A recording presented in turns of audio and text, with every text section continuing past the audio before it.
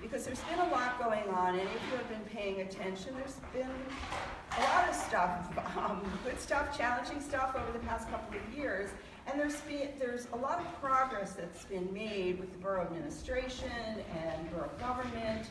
So Aaron is the person who can really fill us in about that, and I'm really pleased to have him here.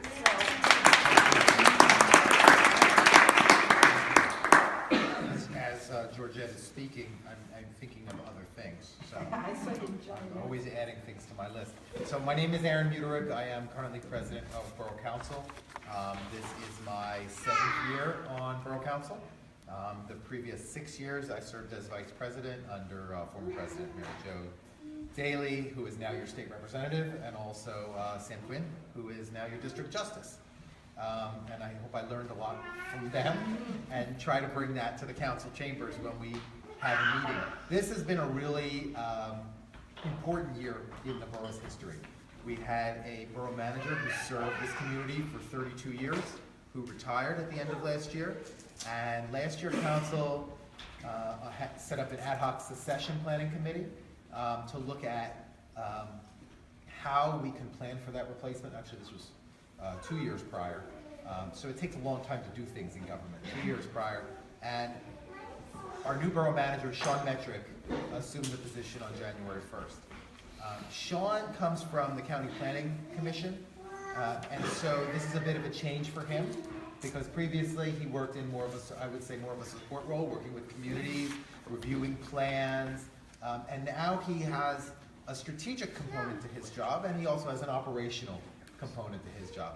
If there is a water main break, Mr. Muderick needs to deal with it. He also needs to design plans and work on our zoning and plan for the future capital projects, budgeting, etc. So bringing Sean on has been a really big step for us, and I think all of the council members have a lot of confidence that his very deliberative planning style will bring a lot of benefits to us. And I wanted to go over some of the things that the office in particular has been working on in the past year, and then also some of the things that we continue to work on. We have a new website that we'll be launching in a few weeks. I wish it was launched for this meeting and I could say you have a brand new website, but it's really close. But one of the things that's really great is when we brought Mr. Muderick in, we also decided not to fill an assistant manager position that existed previously, but we changed that position to be a director of civic technology.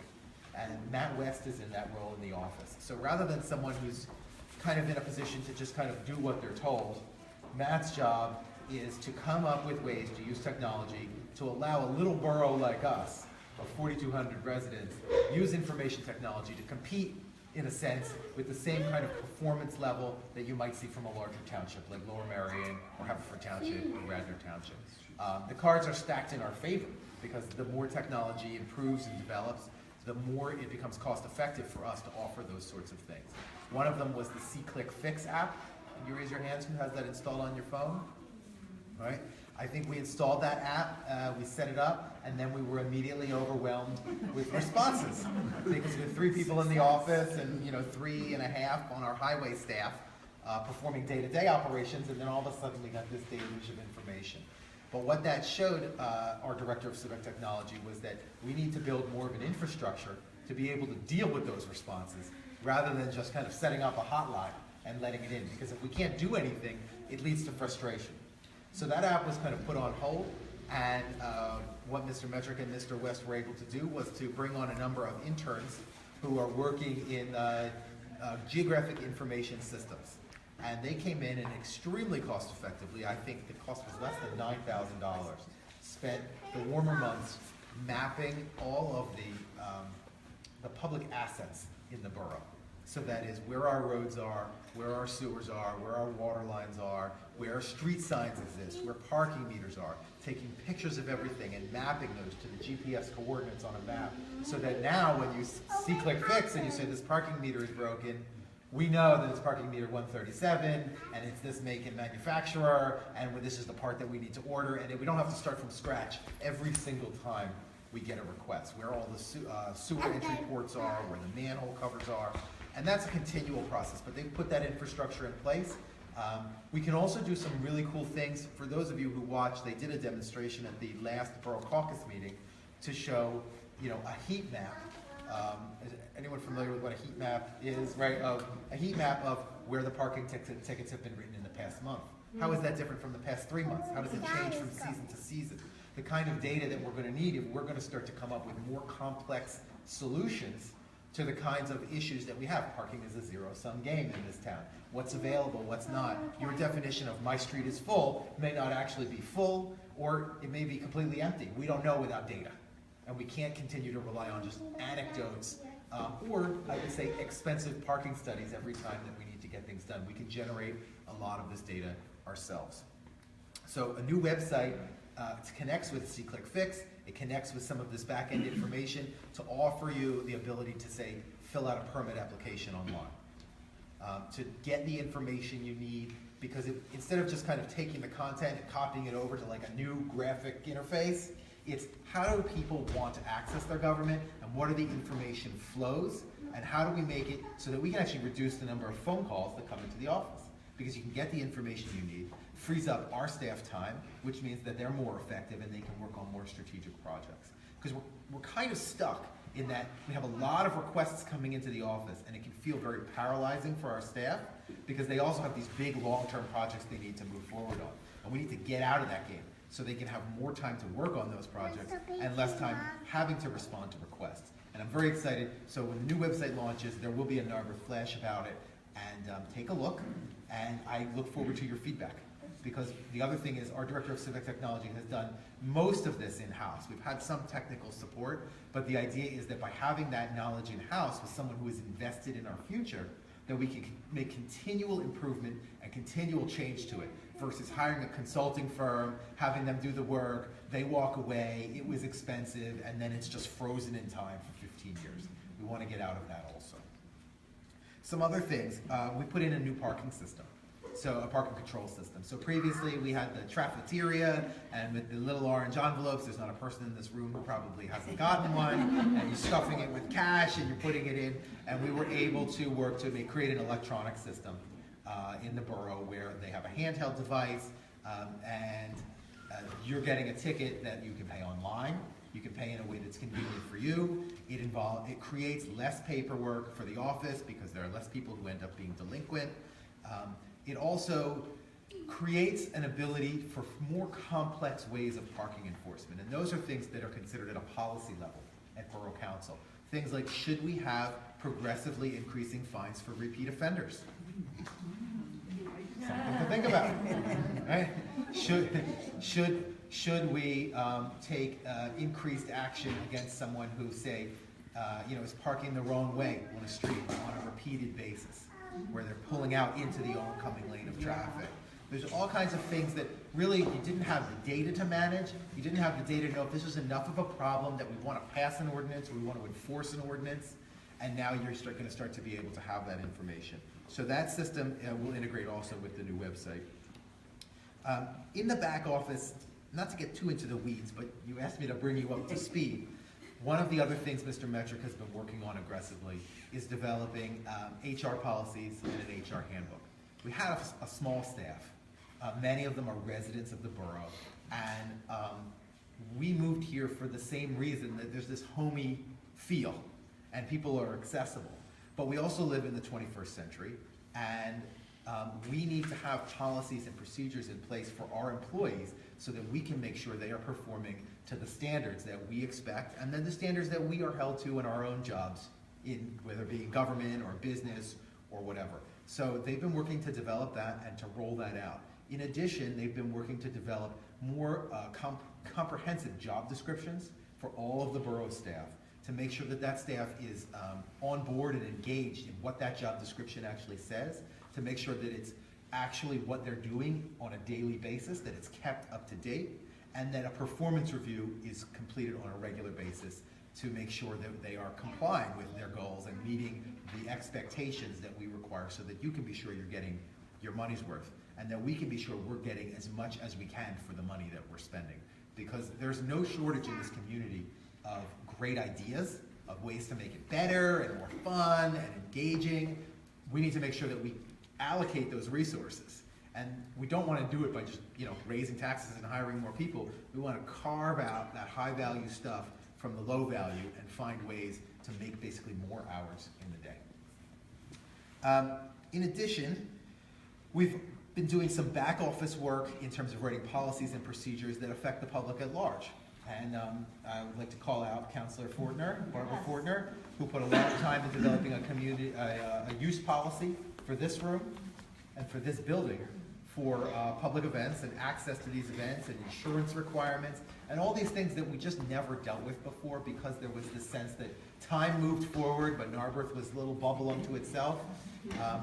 And I found that, I think many of you would agree, it creates the opportunity for future conflict versus having a clear set of rules and guidelines that everybody knows the playing field, they know what to abide by, and if there's a problem, this is a small enough community that you have a voice to, within a fairly short period of time, probably change those rules and update them and make them more relevant to whatever day may come. So that's been put into place, and it's also going to be rolling out towards the community building and other borough properties, Sabine Avenue, the fields, et cetera, et cetera. To do that, we're going to need a larger team. And so one of the other things we've been doing is trying to look at all of the boards and commissions. So you have Borough Council, you have the Planning Commission, and then you have all these other boards and commissions that have, I would say, less of a legally proscribed role where they're actively voting on things that matter. They don't have budgets per se. You have the rec board, you have the fire marshal, you have all these different areas, and we're really trying to get everybody more engaged and to work with Borough Council so that they can almost work as subcommittees of different groups where they feel empowered, they feel like they can make decisions that matter, they're meeting on a regular basis. Now to do that, to get 45 people more engaged, we're also going to need to improve our record keeping. Borough Council has minutes of its meetings and they are voted on and approved. NCA has minutes of its meeting that are voted on and approved. Planning Commission absolutely does. Many of the committees of Borough Council that meet do not keep minutes at the moment. The meetings are public, you can go. They may make a decision. It doesn't actually become law until it comes up to the full council, but for those groups to be able to work together, they need more communication. And the solution isn't attend every meeting, because attending every meeting is not a way you can live your life. There's too many meetings in this borough to, for example, say for Mr. Muderick to work a 40-hour week or a 50-hour week as manager, and then also attend all these night meetings. It's a 100-hour week after week after week after week. So we need more communication. So we're going to encourage all those boards and commissions and the committees of Borough Council to be keeping better notes and to be reporting on them. My role as president is to expect it. That is, if the processes and procedures aren't followed in a way that enables the community to know what's going on, enables the different groups to understand how they can work together by communicating their activities, then we just aren't going to move forward with those activities. Because if we continue to accept the status quo, we're not going to get that kind of little push, that gentle push that we all need to move things forward. Some other things that we've done in the office to make more out of less is we voted at our last council meeting to appoint Yerkes Engineers as our zoning officer.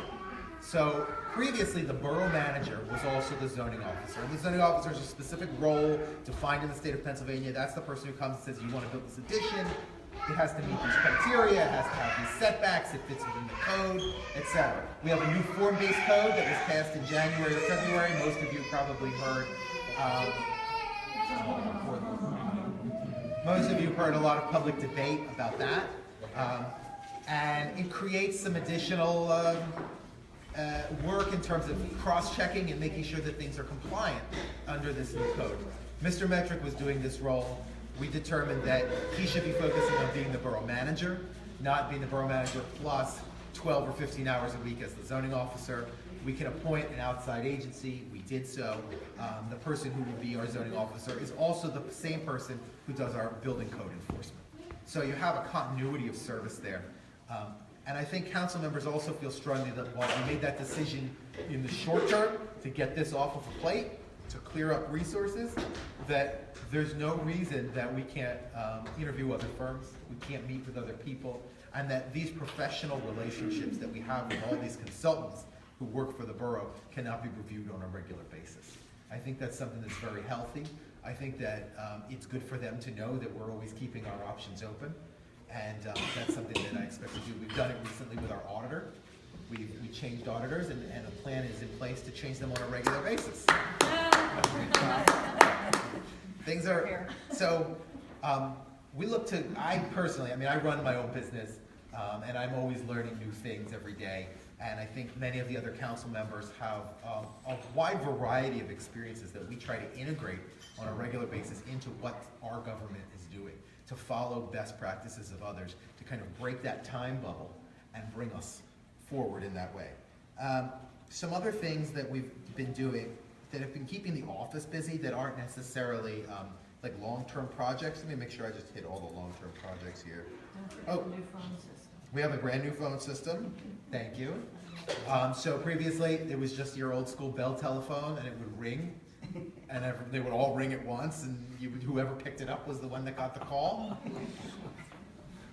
We have a new phone system. People can send their calls to their cell phones. They can, have voicemail. They can have their voicemails transcribed and sent to their email. I mean, it's what you would expect in this modern era. It seems simple. I guess I would like to reinforce that one of the things that has become something that people expect in this borough is that you call and you speak directly with the borough manager. And again, that to me is not a sustainable part of the future of what we're trying to build of a larger group.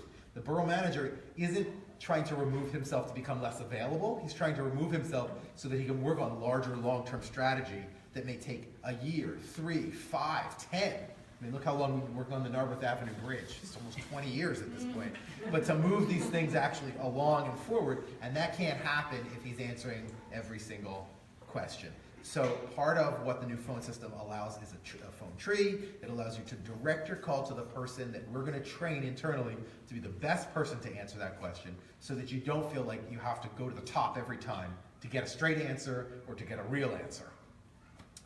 Other things that we are hoping to do in the office in regards to that are to just improve the response times and the ability to get back to people. Even if the ability is, I do not have an answer, I may not have an answer for a long time, the resources are not available to compile your answer, but whatever it might be, it's actually to give a response to the public rather than let me get back to you and then the chirping of the crickets and then everyone gets frustrated. That's a customer service kind of aspect that is going to take some additional training and it's going to take some time, but I'm comfortable that as long as a council we stay on that will happen, because it's not rocket science. It's just part of kind of changing the way people see their day-to-day. I was going to also add to that we have been doing some police hiring. In that, the way police officers are hired in Pennsylvania, we have a civil service commission, another commission. They are independent. They have their own set of bylaws, rules, and criteria by which they must take applicants, test those applicants, evaluate them, background check them, and then deliver a civil service list. And we have had an opening in the police force from a number of months back. This is an area of the law where I think it really hurts us as a small community, because we have to go through this huge administrative process at great expense every single time the list expires every 12 months. In an organization the size of Narberth, we may only hire an officer every 7 years, maybe 10, right? And so it's a huge burden, and it leaves kind of a gap. Now, we have a relationship with Lower Merion Township that allows us to get coverage, so that there's no gap in service, but it's not the same as having someone who's a Narberth police officer in a cohesive department.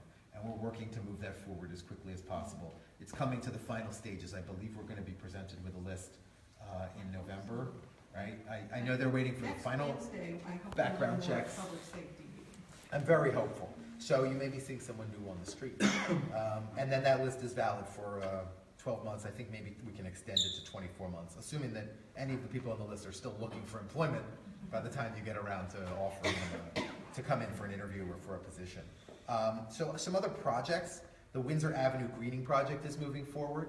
That is to take a chunk of the sidewalk and a little bit of the field and build a stormwater management, like a bioswale, with the tall grasses and a cute little bridge. And it's going to also have some public education aspects to it with some signage to teach people about what it's doing to improve the quality of the stormwater that is leaving the borough. The borough, every municipality is required to have a permit for the water. So the water that comes out of the sky belongs to the Commonwealth. It belongs to the people. You can hold your cup outside and take it in, and theoretically it's, theft, you're drinking the people's water, right? But the idea being that when the water comes down here and it leaves our municipality, we are responsible for the quality of that water that's leaving. And we need to make efforts to show continual improvement in the quality of that water. That's how things get better. If nobody ever requires us to do better, then we won't. And that permit is coming up, I think, next year. We're going to reapply. And so this project is part of that. It's also something that was grant funded to a majority extent. I think at least more than half. 50-50? Was it just 50-50? And it's going to be interesting. We'll see. I think the community really came together in a nice way at a public meeting to recognize that the park only has so much land, but at the same time, this is the right thing to do, and it's going to improve our environment, and to kind of find a nice compromise that had a minimal impact on the programming that happens in that field, while at the same time allowing the project to move forward. So that's one. There's been an elevator that's been installed at the 201 Sabine property. Some of you might not know, 201 Sabine, the former Narberth Elementary School, is owned by the borough. It is an income-producing rental property for the borough. There was a second floor that was inaccessible and pretty much unrentable because there was no elevator. We were able to get a community development block grant from the county for, I believe, 100% of the cost, if not 100, like 90 something percent. It was a lot. That project is finishing now, and that space has been rented to the Narberth Food Bank, so they're paying rent. So that's an income-producing location that has been added. There's a traffic light out here on Wynwood and Wynwood. I think that there was a long community discussion about what that intersection was going to change to look like. I'll just say that's what it looks like now. And everyone may have an opinion about it, but you know, we'll see. We'll see. It's there. And also, the borough had some work on it to just keep track of what was happening, because we own a lot of that intersection, although the light was put in a way that did not actually use any of our property. So, a little complicated. The North Narberth Avenue Bridge continues waiting for funding from PennDOT. And I expect that it may be closed in the winter of 2017. That could happen. I think I've been on council for 6 full years now, or 6.5. Imminent every single year. And I think that maybe as long as we keep repairing it and keeping it in good working order, that it will continue to bump down the funding list, but that's a personal opinion of how PennDOT allocates funds. It's kind of a game of chicken there. PECO has been doing a lot of gas line replacement in the borough, mostly on the south side. They're going to be coming down Main Street next year to redo. I know we just did the water lines, so the whole street got torn up and then repaved, and now they're going to come in and they're going to do the gas lines, and they're going to do it all over again. Segues into what's going on with some of the properties. You notice that Mapes closed? Yeah. All right, so there's a time of uncertainty. Mapes was a flagship store. Mapes was the 5 and 10 that's been here since forever. The property has been sold. I don't know what's going to happen to it. Hopefully it will be, through the zoning that we have put in place, some retail use that, you know, people feel like meets the needs of our town. And also, I would let you know that the Ricklands building has been sold by Jed, who owns Ricklands, and he will continue to operate there for some amount of time, but you know, that's in play. Now I bring that up in regards to the PECO project, because whenever there is construction on Main Street, it really affects the businesses downtown. And everyone knows that retail is struggling everywhere, because online, you know, it's delivered to your door, and often at a better price. But one of the reasons we all moved here is because we can walk up the street and we can get something in a jiffy. And it's important when that street is torn up and it's less desirable for people from Penn Valley to come drive here and find a parking spot and deal with the noise and the dust, that we are supporting our retailers to the maximum extent possible to let them know that we care, so that when they are in that cash crunch in September before Christmas, and they're like, why am I doing this with my life? Why am I coming into this store every day and sitting here and watching trucks outside and nobody's coming in? Or I have, you know, for example, some of the food businesses, just, you know, food rotting in the fridge, that we're there supporting them to let them know that, that we really value it and that we can keep our town healthy and vibrant. How long have I been talking here? Quite a while. Those post-its and a lot of information. It's a lot of information. I'm finishing up. You write small. We have a project, let me talk about some stuff that's gonna happen next year. Oh, the roof on this building's being replaced. Yes, finally, yes. And then next year, we're gonna make additional improvements. We're gonna clean up these bathrooms. I'm gonna speed along here. We're gonna do some additional capital improvements to 201 Sabine to secure that for the next few years to make sure we keep getting that rental income. We have another community development block grant. We're gonna be putting a lot of ADA ramps in at the various four-way intersections in the borough. That will improve stroller access, it will improve wheelchair access, have the nice bumps so that those who, with visual impairment will be able to know when they're at the end of the street, not just kind of fall off into traffic, which is, you know, maybe it'll even include the little kids into not doing that, we'll see. Streets, parks, say about it. And we have a new budget process. The budget was shown to the borough council members at the last meeting. It was not shared with the public yet, that is standard. I expect in November that you all will have access to see what a new budget looks like. Mr. Muderick has gone in and remapped every single line item account. He has broken out costs so that you can see the true cost of your fire company. You can see the true cost of your police department, the true cost of the office. That is, each person's health care and benefits and pension contribution is all categorized. So rather than looking at these large pots by kind of high-level category, you can see everything. It's a real change to the way that we've done things in the past. It was a tremendous amount of work for him to do that and to come up with a structure that would work for this borough and look great. You'll take a look at it and we'll see what we see. I don't even know that I can predict at this point how it's going to end up, but what it is going to do is make it much more clear when anyone in this community wants something to move forward, what it's really going to cost and what that impact is going to be to our bottom line. Previously things, and nothing wrong with this, but there's kind of this mound of cash, and as long as we had enough, we would just keep doing things. And I think moving to a process where you see on a 1, 3, 5, 10-year capital improvement project schedule, so that you don't have surprises and you can plan and you can have more certainty in your future, I think will lead to just more transparency with the community in terms of what is really a priority versus what's a nice to have, and what do we want tomorrow and what can we wait a year to have.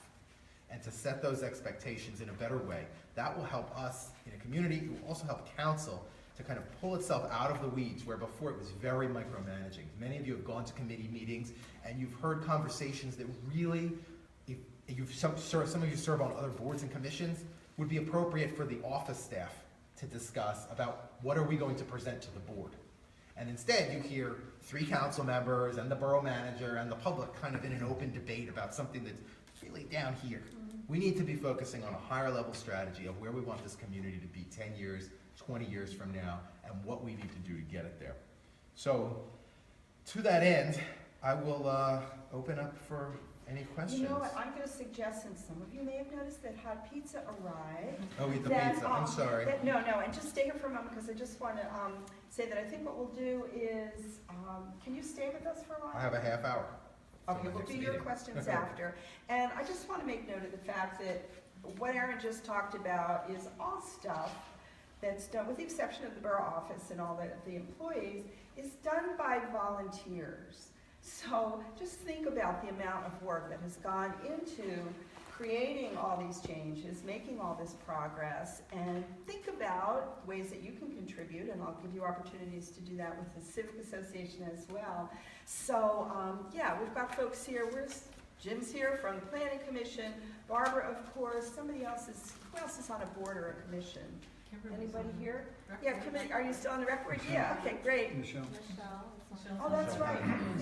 Yeah. So it's pretty remarkable, and I think to me it's really heartening to hear you, Aaron, talk about where we've been and where we are, where we're going. So I want to give you a hand.